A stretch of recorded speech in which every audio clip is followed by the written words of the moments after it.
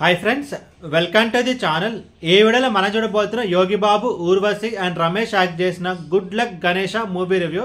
And ఈ మూవీని మీరు చూడాలనుకుంటే ఆహా ఓటీటీ ప్లాట్ఫామ్లో అయితే ఉంది. అండ్ ఈ మూవీ మొత్తం చూసిన తర్వాత నా ఒపీనియన్ చెప్పడం నాకైతే కాన్సెప్ట్ అయితే బాగానే ఉంది, బట్ దాని ఎగ్జిక్యూషన్ ఇంకా కొంచెం బెటర్గా ఉంటే బాగుండేది. బట్ అండ్ ఓవరాల్ ఈ మూవీ గురించి చెప్పడం మూవీ అయితే జస్ట్ ఓకే.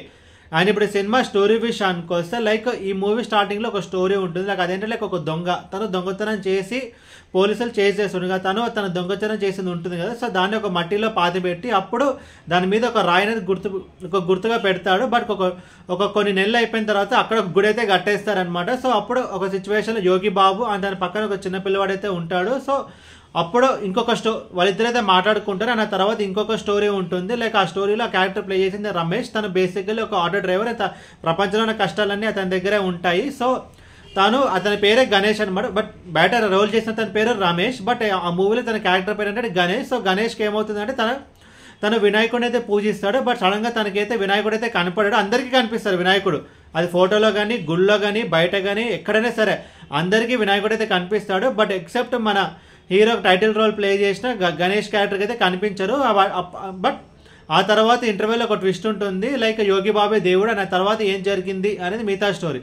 ముందుగా ఈ సినిమా ప్లస్ పాయింట్స్ గురించి మాట్లాడుకుంటే లైక్ ఈ మూవీ కాన్సెప్ట్ లైక్ ఇలాంటి ఒక కాన్సెప్ట్ బేస్ చేసుకుని లైక్ ఇంతకుముందు తమిళ్లో ఒక మూవీ వచ్చింది. లైక్ అదే ప్రకాష్ రాజ్ అండ్ సంతానం యాక్ట్ చేసిన గది నెంబర్ 305లో దేవుడు. సో ఆ మూవీ కాన్సెప్ట్ లైక్ ఆ మూవీలో వాళ్ళు డిస్కస్ చేసిన పాయింట్స్, సో అండ్ ఈ మూవీలో ఈ కాన్సెప్ట్ కూడా కొంచెం ఆల్మోస్ట్ అయితే సిమిలర్ ఉంటుంది. అండ్ ఇందాక చెప్పినట్టు ఇంటర్వల్ ట్విస్ట్ ఒకటి ఉంటుంది. ఆ ఇంటర్వల్ ట్విస్ట్ అయితే బాగానే ఉంటుంది. అండ్ ఇంకొక ప్లస్ పాయింట్ నాకేమనిపించింది అంటే లైక్ మూవీ యొక్క రన్ టైం ఒక 2 hours ఉంటుంది. అనేది ఫ్యామిలీతో చూడొచ్చు అంటే ఏది ఫ్యామిలీతో చూడొచ్చు. అండ్ ఇంకొకటి అండ్ టెక్నికల్ డిపార్ట్మెంట్స్ విషయానికి వస్తే బ్యాక్గ్రౌండ్ స్కోర్ బాగుంది అండ్ సినిమాటోగ్రఫీ బాగుంది. అండ్ యోగి బాబు కానీ రమేష్ కానీ అండ్ ఊర్వశి కానీ వాళ్ళ రోల్స్ తగ్గట్టు బాగానే చేస్తారు. అండ్ కాన్సెప్ట్ వైజ్ కూడా బాగానే ఉంది అండ్ కామెడీ కూడా బాగానే ఉంటుంది.